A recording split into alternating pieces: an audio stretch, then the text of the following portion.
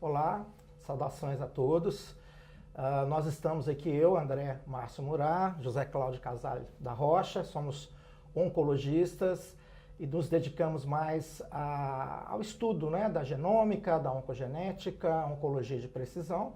E nós estamos aqui no 10º Congresso FANCO Brasileiro, no Rio de Janeiro, especificamente num dia muito interessante em que nós discutimos dentro do Fórum de Oncologia Molecular e Genética aspectos variados dessa área, dessa linha de tanto diagnóstico quanto tratamento do câncer, especificamente mais ligado à questão realmente da genômica.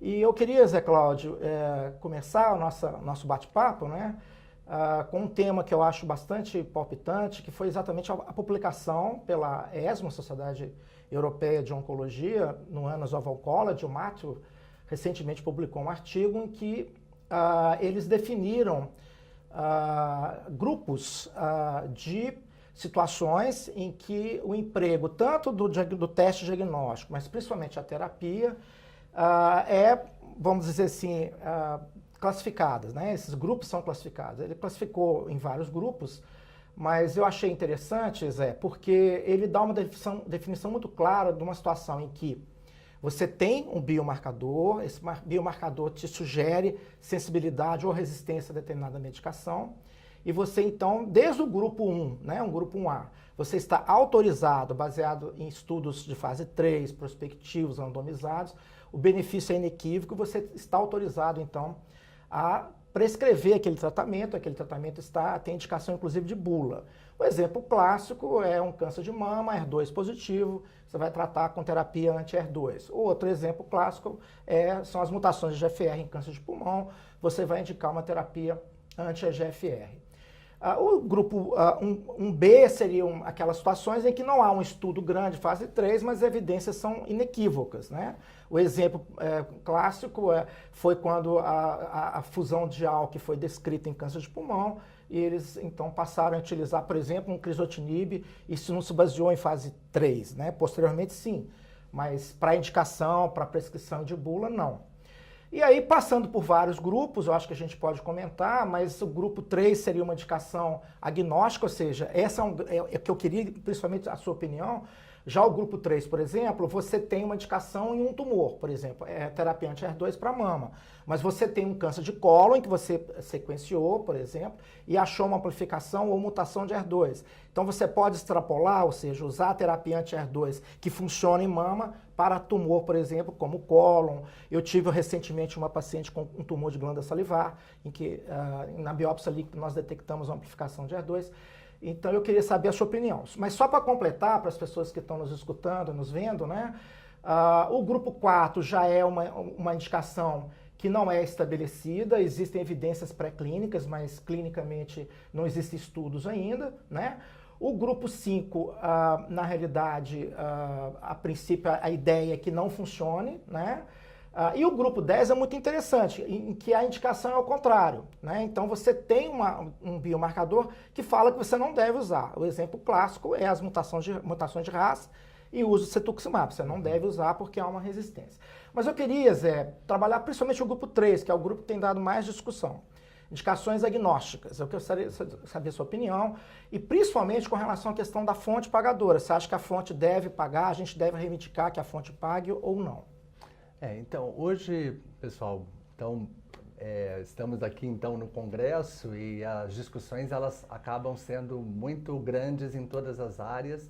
A gente vê que a genômica hoje ela realmente está fazendo parte do nosso dia a dia, né? A gente já não consegue mais fazer oncologia sem o uso de marcadores e biomarcadores genéticos para poder direcionarem o nosso tratamento. E diante de tantas evoluções, de tantas mutações e de tantas alterações genéticas que a gente vem encontrando, hoje há uma necessidade da gente definir que mutações são importantes e para que tumores elas são importantes, porque algumas mutações já se mostraram importantes para alguns tumores e que para outras não funcionam. Você pode ter um medicamento que ele vai funcionar num determinado tumor porque tem uma mutação e a mesma mutação em outro tecido, em outro órgão, o medicamento já falha. Então, entender esses mecanismos, a gente ainda não sabe tanto por quê. A gente está começando a ver que outros mecanismos genéticos existem que fazem um tumor ser mais responsivo do que o outro. Mas, diante de tantas opções terapêuticas, diante de tantos marcadores, eu acho que esse artigo, ele, de certa forma, organiza, né, principalmente as evidências que a gente tem para indicar alguns biomarcadores para determinados tumores, porque a gente já tem uma evidência suficiente de que aqueles são marcadores que vão direcionar o tratamento para um lado ou para outro, né? Enquanto que em níveis, né, nos níveis 2, 3, 4, a gente já começa a ter menos evidência, você começa a trabalhar com essas evidências que possivelmente um dia vão se tornar evidências nível 1. A gente não sabe ainda, né? A gente hoje, essa tabela, ela vai ter que ser mudada daqui a alguns meses ou daqui a alguns anos, ela é dinâmica, então não é uma coisa fixa. Acho que hoje o grande debate é principalmente nas indicações agnósticas, né?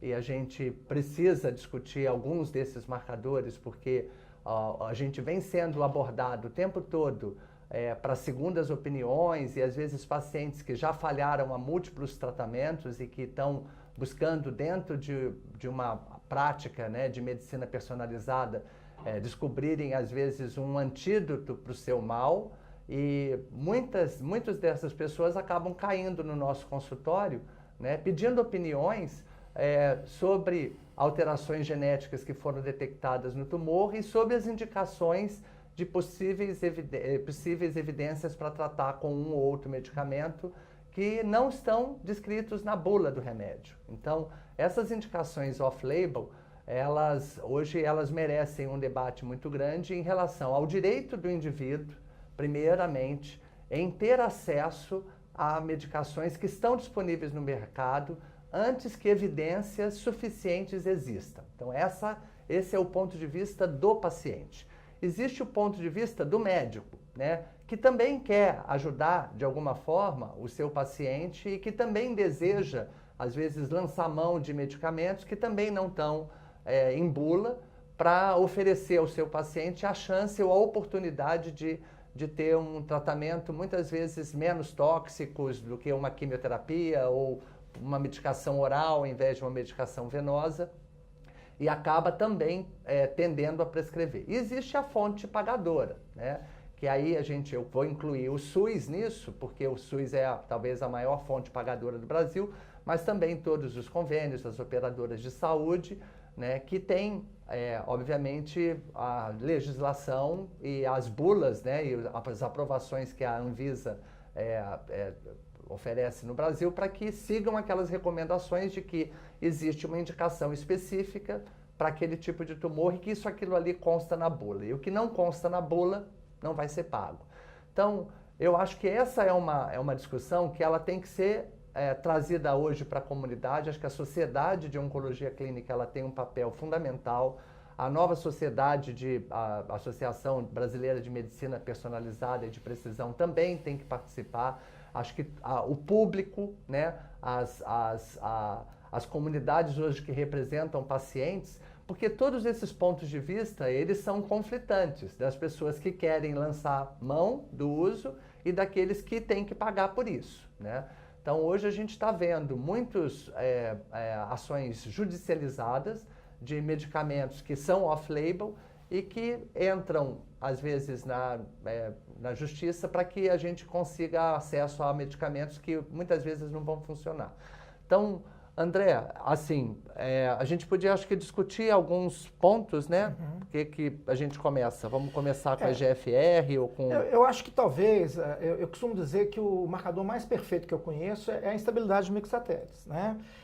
Ainda não há indicação no Brasil, ela não foi ainda aprovada, eu acredito que vai ser, mas nos Estados Unidos, por exemplo, na Europa, etc., tumores refratários, tumores sólidos refratários, que tenham estabilidade de microsatélite, que seja por imunistoquímica ou que seja por PCR, agora mais recentemente por NGS, existe a indicação já aprovada de um anti-PD1, no caso o pembrolizumab.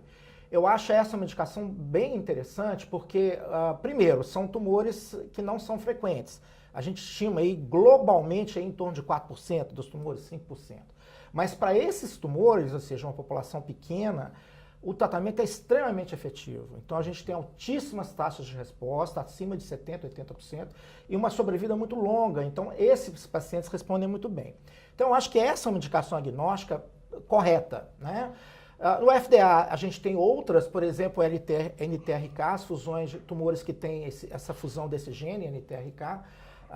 Eles aprovaram recentemente o larotrectinib, entrectinib, etc., que funcionam nesse particular. Mas são tumores, já é uma situação mais rara, a gente não tem essa indicação aqui no Brasil. Eu acho que futuramente o próprio oncogene RB2, né, com a hiperexpressão ou mutação, com a amplificação de HER2, etc., possivelmente a gente vai indicar terapia anti-HER2, mas isso ainda não está estabelecido. Existem tumores, por exemplo, pulmão, em que a hiperexpressão não funciona, tem que ser a mutação, geralmente a mutação do exon 20. Já em cólon, independentemente se é mutação ou expressão, aparentemente o tumor se beneficia. Então a gente ainda tem muita dúvida a respeito disso. Então eu acho que, especificamente em termos de indicação agnóstica, a que eu acho que vai ficar, e eu estimo que em breve no Brasil também, é o uso de anti-PD1, imunoterapia em instabilidade mixatélite. Então eu pergunto para você se isso já vai ficar tão frequente no nosso meio. Zé, quais são os tumores que você pede estabilidade? Se você pede, qual é a metodologia que você sugere que as pessoas empreguem? Então, hoje a gente sabe que a instabilidade ela ocorre, como o André falou, em 5 a 10% de tumores esporádicos. Os mais frequentes são os cânceres coloretais e o câncer de endométrio. Esses, sem dúvida, são os tumores que mais prevalecem a situação de instabilidade de microsatélites. Mas eu tenho paciente com instabilidade de microsatélites em câncer de mama. Recentemente, uma paciente com câncer de mama teve instabilidade de microsatélites. E aí você começa a pensar, puxa, será que existe uma alternativa para essa paciente, além dos medicamentos que estão sendo usados? Eu falei para ela, você ganhou na loteria, né? Agora, quando a gente vai ver, se ela estivesse nos Estados Unidos, ela receberia imediatamente imunoterapia. Aqui paga no Brasil, pelo plano de saúde. E paga pelo plano de saúde. Aqui no Brasil o caminho é outro, né? Então, eu acho que algumas coisas são importantes quando a gente fala em análises somáticas de tumores, né? Primeiro, entender que o tumor é heterogêneo, que existe heterogeneidade tumoral e que a mutação ou a instabilidade ou qualquer alteração genética pode estar presente num componente do tumor e em outro não. Existem diferenças entre o tumor primário e a metástase, então, de preferência, a gente tem que fazer análises da metástase e não do tumor primário, porque o tumor primário muitas vezes ainda não tem aquela mutação, que é a mutação que está causando a metástase hepática ou que está causando a infiltração de um determinado órgão. Então, estudar a heterogeneidade tumoral é muito difícil através de biópsias comuns, mas hoje é o que a gente tem, né? Vamos falar um pouquinho daqui a pouco de biópsia líquida. Acaba sendo uma outra oportunidade da gente ter uma ideia maior e global do tumor. Mas a segundo ponto é a metodologia. Então, quando a gente fala em instabilidade de microsatélites, hoje existem duas metodologias básicas para se estudar a instabilidade. Uma é estudar por imunistoquímica os genes de reparo do DNA, que são os mismatch repair genes, principalmente o MLH1, o MSH2, o MSH6 e o PMS2. Esse painel de imunistoquímica definido quando há perda de expressão de algum desses marcadores, isso caracteriza que o tumor ele seja instável. Esse é um sinal indireto de instabilidade, porque a instabilidade, de fato, o ideal é que a gente use marcadores moleculares, por técnicas de PCR, onde a gente amplifica classicamente o painel de Bethesda, mas hoje já existem dentro de alguns painéis grandes, até uma forma de você avaliar a instabilidade genômica pelo número de mutações que o tumor tem, dentro de painéis genômicos amplos, e com isso você define se o tumor é instável ou não.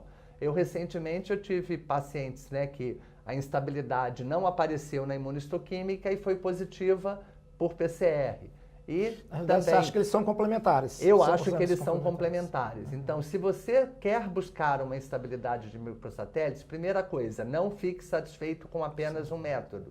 Use mais de um método. A literatura descreve 10% de falso negativo para um lado e para o outro. Para um lado e para o outro. Então, eles precisam ser complementares. Se você suspeita de uma síndrome de Lynch, que você acha que vai ter instabilidade e não tem, e você afasta, está errado. Tem que usar o outro método para ver se também não tem instabilidade de microsatélites.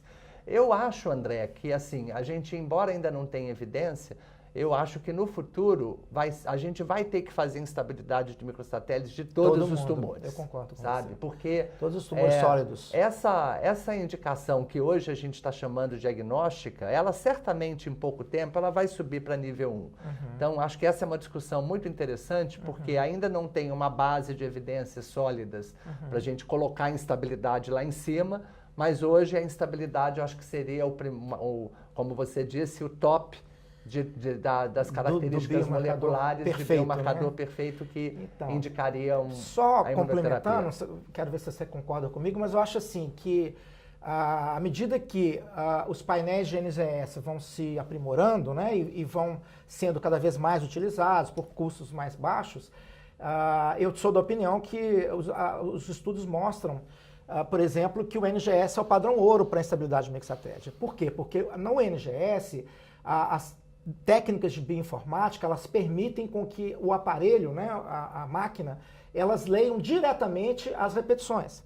O que é um microsatélite? Todos nós temos repetições nucleotídicas, só que elas são reparadas pelo sistema mismatch repair. Quando deixa de ser reparado, você acumula repetições. Então a máquina, ela lê essas repetições, ela chega a ler 1.500, 1.700 repetições. Então é uma sensibilidade 100%. Agora é óbvio que a maior parte dos tumores a gente não vai ter disponível uma metodologia dessa. Então, a combinação de instabilidade avaliada por imunohistoquímica mais o PCR, eu acho que, você disse muito bem, elas se prestam e são complementares. Bom, então, o próximo assunto, rapidamente, Zé, é muito assunto hoje, eu acho que o fórum está bastante variado, né?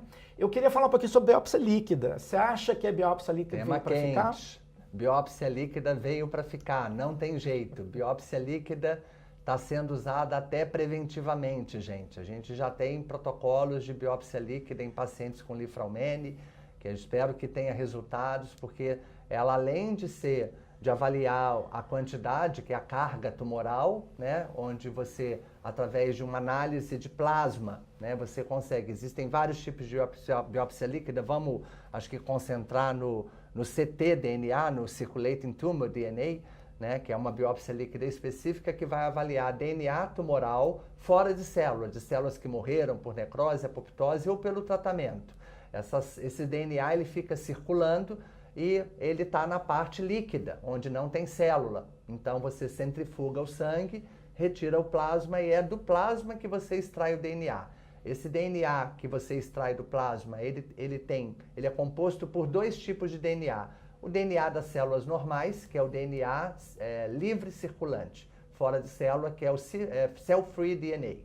E o DNA tumoral, que é o ctDNA. Então, o ctDNA é uma fração desse DNA total que existe dentro da circulação. E a relação entre o ctDNA e o DNA total, ela permite calcular a quantidade de células tumorais que o indivíduo tem. Então, eu posso ter, digamos, um marcador molecular do tumor, um Carrais, que eu vou ver por biópsia líquida, e eu vejo que o tumor tem 40% daquele DNA total é composto por mutações de Carrais.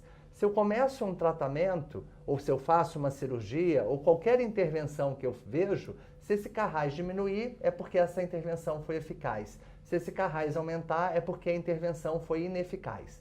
Então, a biópsia líquida, ela vai entrar. E aí eu acho que é o grande pulo do gato, né? Antes mesmo, né, do paciente chegar no oncologista, quando ele está fazendo a investigação oncológica, onde após uma biópsia, onde você tem um diagnóstico de câncer, se colhe a primeira amostra, antes da cirurgia. Até porque ela é prognóstica, né? Ela é prognóstica. Os estudos mostram que pacientes carga que têm tumoral. carga tumoral alta têm um prognóstico pior de que quem não tem ou quem tem uma carga tumoral baixa. Isso independente de tratamento, eu já estou vendo quantidade de tumor, né? Às vezes sítios metastáticos, né? Que não podem ser mensurados por imagem. A carga tumoral, ela mensura de certa forma a quantidade de câncer que uma pessoa tem. Ela não vai indicar onde estão esses tumores, mas ela diz, tem tanto de carga tumoral. Essa carga tumoral, após uma cirurgia, caiu, né? Você vai indicar para esse paciente, então, um tratamento complementar adjuvante com uma quimioterapia. Você pode, ao longo do tempo, avaliando por biópsia líquida, monitorar de uma forma muito precoce se esse paciente está respondendo antes mesmo de qualquer método de imagem, se mostrar alguma resposta parcial.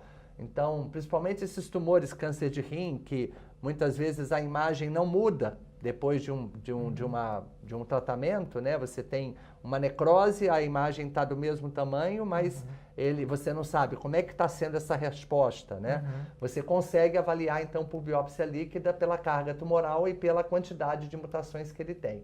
Então, em 24 horas, todo esse DNA tumoral circulante é eliminado pela urina. Uma das possibilidades de fazer biópsia líquida, então, é o plasma. Outra possibilidade é fazer teste de urina. Então, biópsia líquida em qualquer líquido corporal. Ela só não serve para tumores de sistema nervoso central ou para tumores com metástase para sistema nervoso central, onde aí a biópsia líquida proximal, que é o que a gente chama quando a biópsia é feita num órgão, né? Aí eu faria uma biópsia de líquor para poder fazer uma biópsia líquida para tumores do sistema nervoso central. Eu acho que vale a pena, Zé, a gente colocar uma potencial vantagem e uma potencial desvantagem da biópsia líquida. A vantagem principal, você citou muito bem, é que os tumores são heterogêneos. Então, muitas vezes lá atrás, o tumor primário, mesmo aquela metástase inicial, ela já, para a situação atual, já houve uma mudança do perfil da assinatura e do perfil genômico. Então, eu tenho pacientes, por exemplo, que começaram com uma mutação de HER2, depois aquilo virou uma mutação de PI3K, ou então o paciente começou com HER2, depois ele passou a amplificar o MET, por exemplo, em câncer de cólon, de estômago. A vantagem da biópsia líquida é que ela te dá um retrato daquele momento. E muitas vezes situações múltiplas, né? A determinada metástase ela tem uma amplificação de HER2, outra de EGFR, outra de HER, mas elas se juntam ali no sangue periférico e você tem então uma ideia global e atual daquele problema, né? Agora, uma potencial desvantagem é a questão dos falsos negativos. Então, a gente está trabalhando com menos de 10, de 12 nanogramas de DNA. Ao contrário da parafina, que a gente tem uma fartura de DNA. Né? Ela não substitui a biópsia Essa é a questão. Quando ela vem positiva, ela é ótima. O problema é quando ela vem negativa. É por isso que eu acho que as metodologias elas vão ficar cada vez mais ágeis no sentido de detectar pequenas quantidades, as alterações que a gente quer em pequenas quantidades de tumor.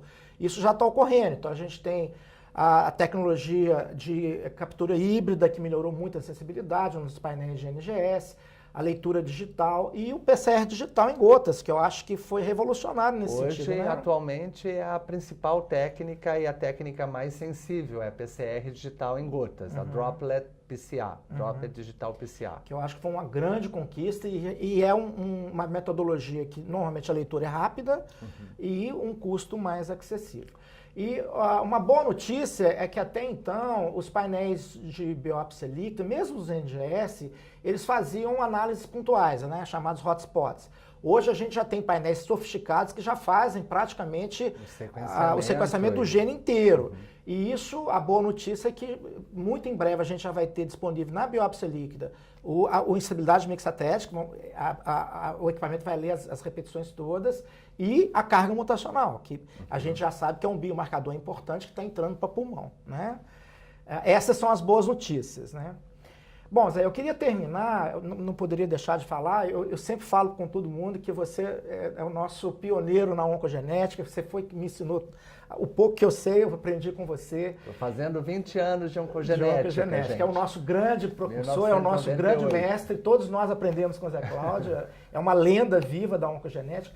Eu queria que você falasse, Zé, um pouquinho sobre para onde vai a oncogenética. Eu sou muito preocupado com o painel germinativo. Então, aquela preocupação de ficar fazendo poucos genes ou ficar fazendo um gene e outro, Até quando isso ainda vale? Sendo que hoje a gente tem painéis multigênicos baratos e bastante eficientes, né? A oncogenética, se a gente for considerar a realidade do que a gente tem hoje no Brasil, ela está muito aquém do que deveria estar acontecendo no nosso público. Ela ainda precisa entrar mais, se incorporar mais na rotina dos médicos, oncologistas e até outros profissionais para identificarem quais são as famílias que estão sob risco. Então, hoje você ter um paciente jovem com câncer ou ter um paciente que teve mais de um câncer primário, ele já é um alerta, mesmo que ele não tenha história familiar nenhuma, ele tem que ser investigado. Hoje a gente conhece muito as síndromes dominantes, que você vê um padrão de família muito mais claro, mas as síndromes recessivas são exatamente casos isolados onde um gene encontrou outro e aí a pessoa nasceu com uma dupla mutação e é essa que vai ter o fenótipo. Quem tem uma mutação só mutação não vai bialélica. ter. Então, a gente também está falando hoje de genes de média penetrância. Então, saímos também desse painel de genes que são de pesos pesados. Vamos pensar naquela balança de eu tenho um peso de 1 quilo de um BRCA1, mas a gente está falando agora em pesos de 300 gramas, de 400 gramas, que é o BRIP, que é o BARD, que é o PALB, que é o ATM, que são genes de penetrância média, em que o padrão de câncer da família, às vezes, não é tão completo. Você pula gerações, você tem pessoas que são portadoras e não desenvolvem câncer, né? E esse padrão de identificação ainda é muito difícil. Então, eu acho que como perspectiva de futuro, eu acho que a gente vai fazer cada vez mais testes germinativos para tumores aparentemente esporádicos. Primeiro ponto. Porque hoje é uma relevância muito grande você identificar quem tem uma mutação germinativa por conta da família dessa pessoa, que vai precisar receber toda uma orientação genética e ser incluída num programa de rastreamento especial para aquela mutação, né? Ela sai do programa de governo e ela começa a fazer um programa próprio, né? Acho que fazer painéis cada vez maiores é interessante, porque hoje a gente começa a ver que esses pesos, né, genéticos, muitas vezes eles têm pacientes com 2 ou 3 mutações diferentes. Então, às vezes um fenótipo que não é tanto de um gene, você começa a achar outras mutações. Dos fenótipos superponíveis. Então, muitas vezes não dá para saber se é Lifraumene, ou se é uma síndrome de Lynch, ou se é BRCA1, BRCA2, elas se confundem. Então, é complicado. Pior, André, hoje as nossas famílias são meus filhos, seus filhos, nossos filhos. Fazer uma árvore hoje genealógica, ela está ficando mais complicada. As pessoas têm menos filhos, têm mais casamentos e filhos com várias esposas e maridos. Então, você definir um padrão de herança, né, que saia bonitinho de uma geração para outra, está ficando difícil, né? Então, a gente oferecer mais testes genéticos para tumores aparentemente esporádicos já tem validação, por exemplo, em câncer coloretal. Eles têm um artigo bem bonito no JCO que eles fizeram de rotina em câncer coloretal painéis genéticos e 10%, um em cada 10 casos de câncer coloretal tinham mutação germinativa e não tinham história familiar. Eles selecionaram somente casos aparentemente esporádicos. E então, os estudos mostram custo-benefício, não é isso? Quando você faz um painel multigênico, muitas vezes você acha que está gastando mais, você acaba gastando menos. Acho que hoje os preços são bastante aceitáveis. Se a gente fosse colocar em dólar, hoje por 200, 300 dólares, você faz já painéis multigênicos e aqui no Brasil e bastante disponíveis e fácil, porque você colhe saliva, não precisa coletar sangue. Então, hoje tem muita facilidade, os convênios, pouco a pouco, eles estão abrindo a oportunidade também, porque eles já viram que é melhor pescar com rede do que pescar com vara, né? É melhor pegar mais genes do que pegar um de cada vez.